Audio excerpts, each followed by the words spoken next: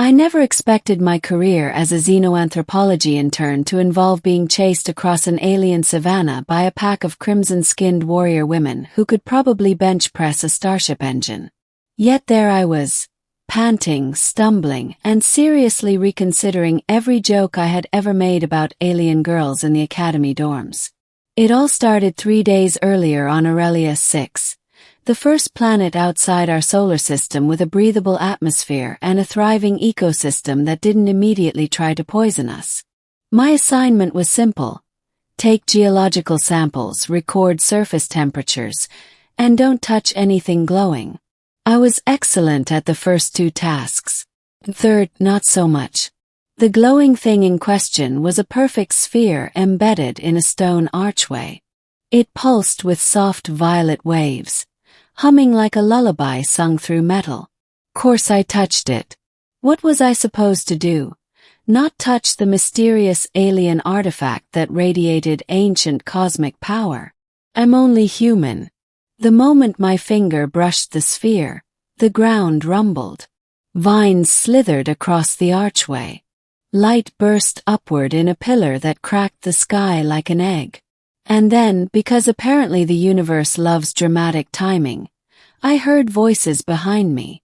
"Human," someone said in a low, melodic growl. "Step away from the Heartstone." I turned around slowly. There were 6 of them. Tall, athletic, red-skinned, wearing armor made of some kind of shimmering cobalt plating. Their hair, more like bioluminescent tendrils than actual hair, glowed with gradients of blue and green. Their eyes were cat-like and sharp, scanning me with a mixture of suspicion and intrigue. Look, I know what you're thinking. And yes, they were breathtaking in a way that made my brain short-circuit. But I swear I wasn't being that guy when I blurted out, "Are alien girls always this sexy?" The one in front, clearly the leader, narrowed her eyes. Fantastic. My defense mechanism was humor. Their defense mechanism was probably vaporizing trespassers. But to my surprise, instead of skewering me with a plasma spear, she tilted her head. "Sexy," she repeated, tasting the word. "Explain." "Nope," I said instantly. "That was a, miscommunication. Let's forget it." "Translator glitch," I added hopefully. Another warrior stepped closer. "Your pheromones increased by 17% when we appeared. This suggests attraction." "Wow," I muttered. "Your scanners are really unnecessary." They murmured something in their language. Before I could explain myself, 2 of them seized my arms, not gently, and marched me toward their sky skiffs hovering nearby. So that's how I ended up being abducted by a squad of glamorous alien warriors, because I touched a shiny object and opened my big mouth. The middle. The city of veiled suns. Their capital city, Solarin, rose across the horizon like a crystalline forest. Giant towers of sapphire and gold latticed upward, glowing with internal sunlight. Bridges curved between them like webs spun by luminescent spiders. I might have admired the view more if I wasn't handcuffed and being escorted like a criminal tourist. Inside what looked like a throne chamber, their queen greeted me. Taller than all the others, she radiated a calm, commanding presence. Her hair glowed with shifting colors, violet to silver to emerald. She studied me the way a scientist examines an odd specimen. "You activated the Heartstone," she said. "Only those chosen by the ancient seers may do so." "That's comforting," I said. "It was an accident." "That," the Queen responded, "is what concerns us." She asked a torrent of questions.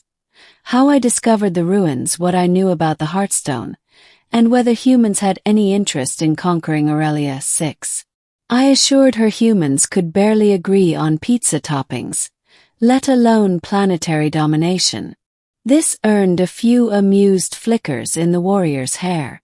But their queen wasn't amused. "The Heartstone is a key," she said. Its activation means a gateway may soon awaken. If you did this unintentionally, it suggests the barrier between worlds is weakening. Well, that sounds bad, I ventured. It is catastrophic, she said. And you may be the only one who can stop it.